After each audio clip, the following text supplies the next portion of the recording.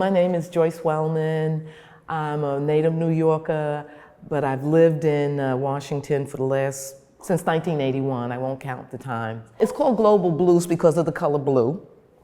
And the idea that we have this blues, we're all upset, but it's also known as AKA Big Blues Love Circle.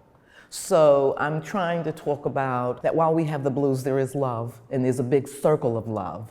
And the circle of love extends worldwide. You know, I'm into abstraction, of course, and abstract geometry. Like I have 9 suites in my oeuvre, and one is sacred geometry.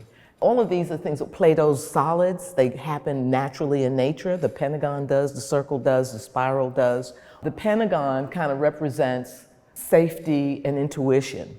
All the angles are equal, they're all 19 degrees, and you don't know which way is up. It can be this way, that way, or the other way, so it's circular in a sense.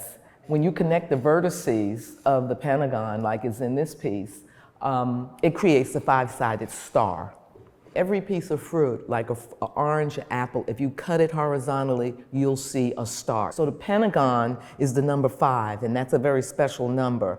And I think it represents replication, because everything has a pentagon in it. I mean, we can stand akimbo, we're a pentagon. Our face is basically a pentagonal shape. We have those 5 senses right in front of us. And then the numbers come in to the topic anyway, because, well, the number 5, like the big 5 over there, it's because there's a big 5 in it, but it's really about the pentagon. Human beings, we have 23 chromosomes from the male zygote and 23 chromosomes from the female zygote. So 2 and 3 is 5, and 5 and 5 is 10.